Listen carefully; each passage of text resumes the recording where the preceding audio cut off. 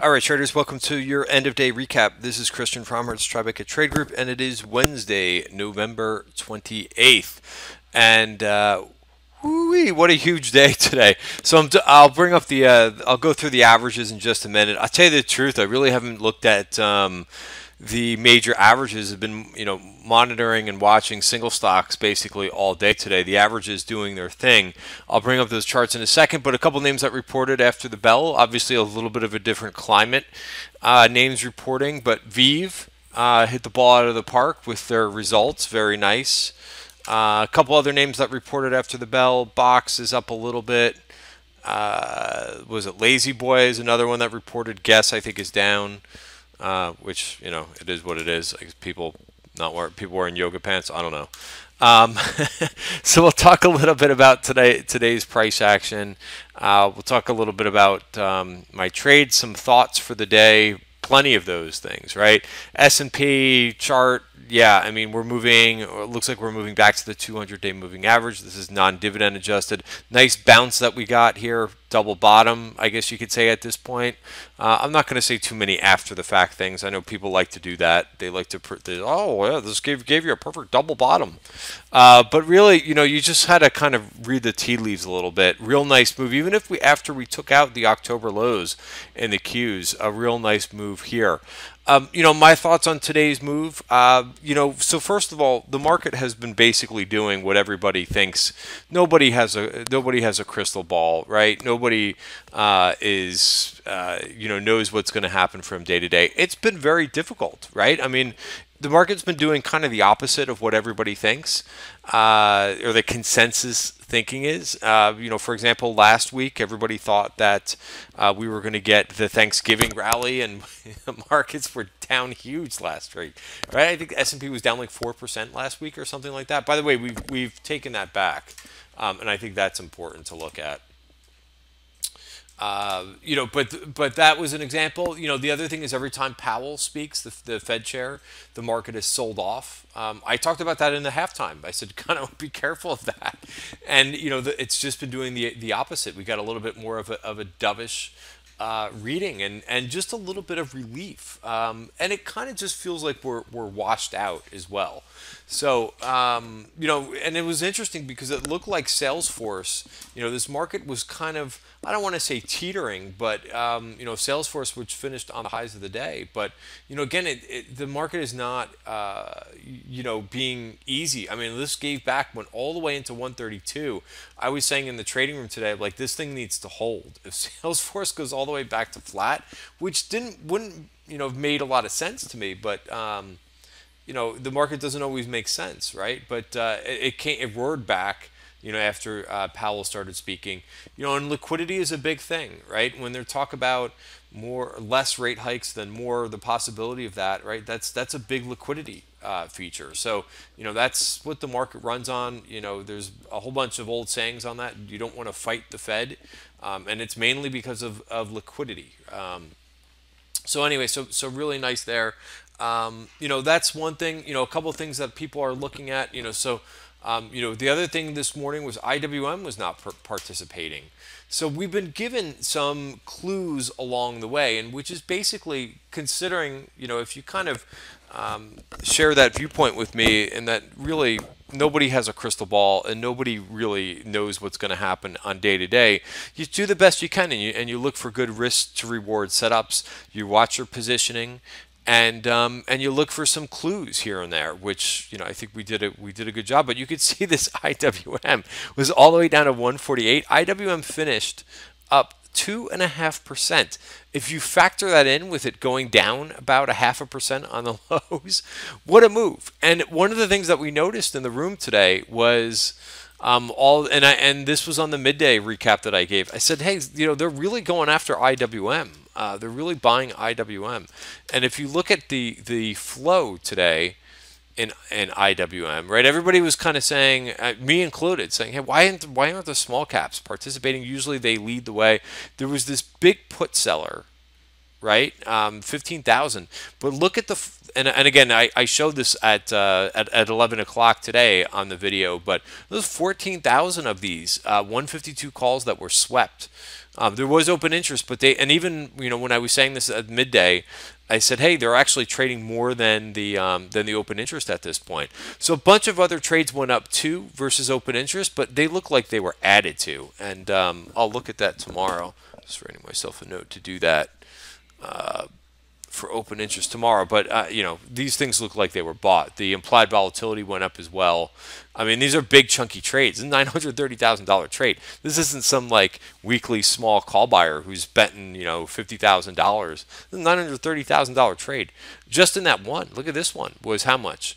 This is a $1.3 million trade, right? So the little momentum stuff, can is most of the time just retail traders kind of positioning for short-term moves, but that to me looks like institutional flow that we saw in IWM right on the lows. And what time was this? This one was 11:11. Yeah, because I remember shooting the video right around that time. But 11:11, that marked the right here. was where they took a shot at those, and you could see what this did. This was before Powell was speaking, so impressive, very impressive. Look at this one candle on IWM as as those headlines came out. But I guess somebody had maybe a heads up to that they were putting that they were laying down that much on that. So definitely, as I mentioned yesterday, we saw a little bit more of call buying too in the indices. SPY had a nice one, diamonds, which I went over yesterday. So the two things that, a couple things that I see people talking about, which I want to talk about, is so there's also a bunch of people, a bunch of traders, and I think as you should be, you want to be skeptical, right? But I see everybody doubting the move as it's happening, right? Everybody's saying, well, there's overhead supply. I'm not going to get bogged down with that. The VIX, by the way, finished down 2.7%. So why didn't it finish down more than that? Right? I mean, you could. This is logical stuff.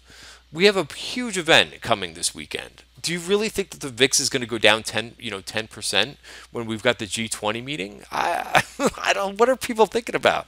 Yes, so it's of course price action matters most, but you have to look at the events. Just like this Powell meeting today too. That's a huge driver. That's not really going to come up in the technicals.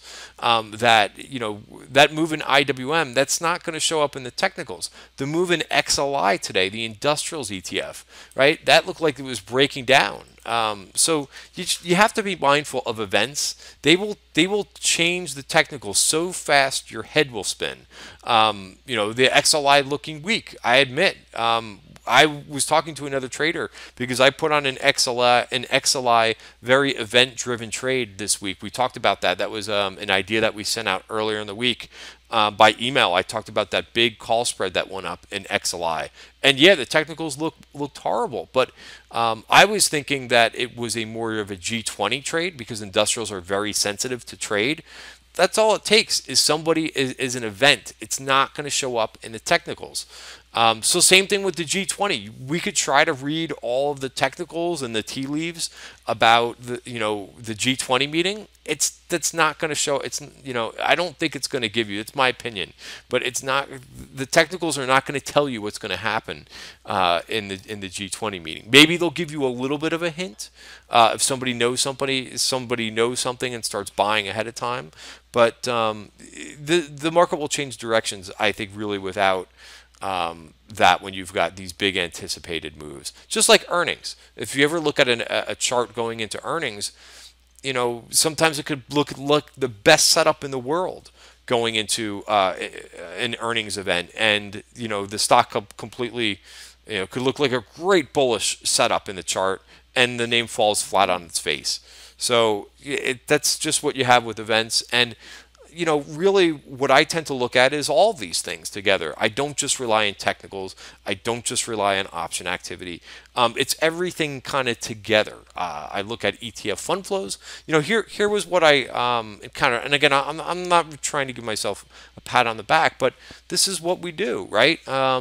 These flows that have been going into cash type instruments. I've been doing this a long time. I've been trading for since before the year 2000, And some of these instruments are not that old, but they've been around since the financial crisis. And I've never seen, even through the financial crisis, I've never seen these types of inflows that have gone into the cash type ETF. So if you haven't been watching my videos before, I've gone over this probably. If you have been watching my videos, then you know what I'm talking about. But look at the T-bill ETF. Does this look, so this, what this sets up to me, look at the amount. This is investment, by the way. This is not price. This is the outstanding shares going up, just so but look at the fear in this market right now. So, we had a conversation at the end of the day. We were just kind of talking about, could this market continue to go higher? Look at all the money that's on the sidelines. And a couple of this, if you look at year-to-date fund flow, I think one of these funds has attracted $8 billion. Two other ones have attracted $5 billion, and I'll bring up these so that you could see. But so this, I would say, I think has a chance to go. The market has a chance to go higher because once they start redeploying this money, this is the SHI ETF. Again, short. These are all short-term bond ETFs, but look at the money that has gone in here. That people are spooked out of their mind. So that, as I mentioned, these are types of clues. This is why it was in my weekend newsletter. Huge inflows into cash type ETFs trigger short-term contrarian buy signal. Right, we put this out this weekend. So again, this is not the only thing that I would rely on. We've got to see some price action and so forth. But yeah, I mean, when that type of money coming off, or money coming out of the market and into that, I thought set up a good setup, and why I've been adding risk this week. And again, I've been doing that in controlled amounts. Another thing that's, I think, positive for bulls, I see a lot of people. So we've kind of covered a couple things here in the first 12 minutes video. We talked about the VIX. I mean, we still have this big event coming up. The market could change directions again, with the G20. I'm not, going to read a crystal ball and say what I think is going to happen in this meeting, but tariffs are a big issue. So liquidity is another thing with the Fed. So that's definitely helps with what Powell said today. But we're hopefully, if these tariffs start going away and if they start making some progress, I think that could really make some headway for the market. Credit spreads. Everybody, you see all these notes about credit spreads these days. I honestly don't know what the big. I think people are trying to grab headlines with this stuff, because if you look at a 3-year chart, this is TLT over HYG. So this is,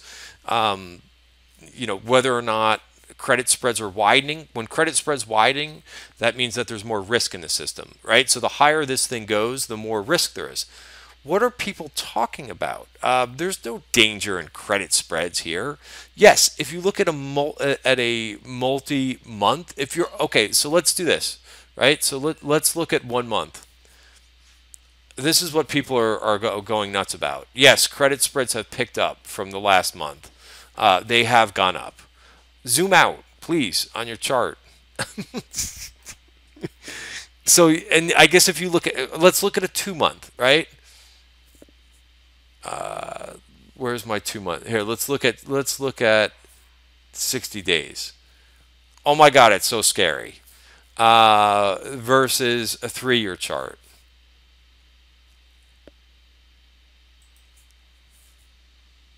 I don't know what I don't know what people are getting agitated about with credit spreads. That's where they are. This is TLT over HYG. We're not even back to where to the credit crisis of 2017. I'm joking, of course. There's no credit crisis in 2017. But I said this in the weekend video as well. It's got to get, where I would be concerned about credit spreads if we get over 150, not here. And if you look at LQD, which I'm not going to go over now because I want to go over some other things, but you could look at this in terms of LQD over HYG. It's basically showing the same picture as well. So yes, it's something to monitor, as I said in the weekend video, but these are not at dangerous levels. And I think that chart says a lot. So let's talk a little bit about today's option activity. There's a lot of things, right? One of the first orders that we saw today was Home Depot. I sent this chart out last night. I missed this, right? And there's going to be a few trades that I missed because you can't be in every trade, right? I'm going to talk about the FANG stocks. Netflix and Amazon both saw call buying. Netflix has actually been seeing call buying all week long. But it's one of those things where, how many trades could you manage? If you go back to, a couple months ago when the market washed out, I'm always, there's always lessons to be learned. I'm trying to keep a smaller portfolio because of things like that, especially in options. Stock is a little bit different. You could hold a little bit more, but options, the market changes directions, and you've got to be on top of those positions. So you can't be in every single position. Home Depot, I think I'll return to this maybe if it gets an inside day tomorrow. I love the support here on the weekly chart in Home Depot. Bounce right off of that, and this is a chart that I sent out last night. We've got the rest of the week too, but this looks pretty good. I mean, this is your support here in Home Depot. Few other names that we saw. There was a nice price target raised. This is a chart that I've been liking for a little bit here. Nice bounce. Look at the bullish engulfing here. I guess you could say it's bullish engulfing, but look, it's taken out some levels here in WWE, which got a price target raise. I like this on the daily chart as well. I really favor when I like the chart on a couple different time frames, but WWE, of course, it has overhead resistance, but you got your support of the 200-day moving average. Let's go through, what was the first one that we saw today? So I could talk literally for probably about 15 minutes on the option flow today. It was a lot more than we normally see in single stocks. Juniper had some chatter type flow that worked for me. I jumped into that one. Hertz I missed. We saw the call flow, but again, like I said, I can't participate in every single one of these. It's impossible. MT. Oh, so let me. Oh, I knew there was a couple other things to mention. The dollar, right? This is what makes sometimes these Fed days a lot of fun, because you can see these changes in direction. UUP, I think, for the most part, when the dollar gets strong, it's a headwind, right? When currencies go against you. For small caps, it's a headwind. If you're holding any international ETFs when the dollar is strong, right? There's a natural component in like FXI, EEM, VGK, any international ETF. You're actually synthetically short the dollar, unless they actually, because it holds a basket of local securities. So EEM, FXI, they flew today because of this move in the dollar. So we finished down 0.5%. This could be a nice reversal bar. So if we move lower here in the dollar, I would expect things like IWM and EEM to move up. EM, look at that. Look at that. And again, so these are things to kind of think about. This is a downward channel. Now outside of the downward channel. That's lovely. I did not own any. I've gone in and out of EM. Been kind of frustrated by it here. Last time, again, I'm always happy to share the wins and the losers, but I went long here. I actually shot maybe I shouldn't say this, but I'll say it. I shot a video for Real Vision. I did 2 videos a couple weeks back, and I shot one video for Real Vision, and I said, hey, it just got over the 50-day moving average. My stop would be below the 50. I said, I am long in the video. The next day they called me. They say, hey, it's through your stop. Do you want to show the video? I said, no. I said, no, it's through my stop. Well, sometimes you just got to give it a little bit of patience. Now, that was the right thing to do, to take your stop here and wait. So it's triggering a buy here in the emerging markets. Exciting. It's exciting. I'm long FXI. I'm long FXI January 20 calls. Thinking that something might happen for the G20. So I was able to take 2 targets, which is great when you can take some of the trade off before the event. So FXI moving nicely on that one. We'll just continue with a couple other names that I saw some option activity in. Realogy, also, another name that could possibly be breaking the downward channel. I went long this name. We'll see what it does. kind of a, another contrarian type trade. The short interest, by the way, is 22% in Realogy. So if it does get going, could force shorts to cover. That's another thing that I like about this name. Let me just continue with the list that we saw. Yeah, I mean, Netflix and Amazon. I mean, these names we've been seeing call buying. What did this thing go up? $96 today. Really nice move. Apple as well. I mean, I think Apple can continue to move higher too. Into this moving up from this gap as well. Just my thought on that. All right, so do I want to end the call here? Yeah, I mean, so also I started talking about the dollar. There was a whole bunch of call buying in things like MT. A lot of calls in this one, up 5.8%. So the metals, again, anything dollar sensitive, right? I mean, dollar moves down. These names, after being really beaten up, XME, I think, was your best performer of the day, or one of the best performing sector ETFs, was up 4.2% today, bouncing huge from the lows. All those steel names have been pretty oversold in the short term. A few other groups to talk about. Yeah, I think we'll kind of end this session here. It's 20 minutes, so that'll be enough of a video for tonight. Thank you for watching. Bottom line going into, I mean, I raised a lot of cash today. Here's my trade blotter, what I did today. A lot of names. Oh, EWW was another trade. I added a small position in this one.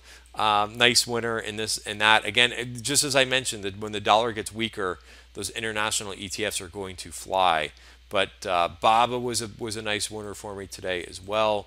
I added a trade in XLV today. I was able to take a target. Yeah, let me just go through these two charts, and then we'll end it here. Let's see how this finished. I mean, XLV finished on the highs. I think this wants to get back to the highs. And I'm looking at Pfizer as well. Look at Pfizer, all coiled up here. Really, really coiled up here, making the move higher. So again, you don't, of course, this video is for information purposes only, but don't have to be in all tech names or don't have to look in all growth. There's opportunities abound. So you could be a little bit more diversified. But I like that Pfizer setup. Thanks for watching. Have a great night, everybody.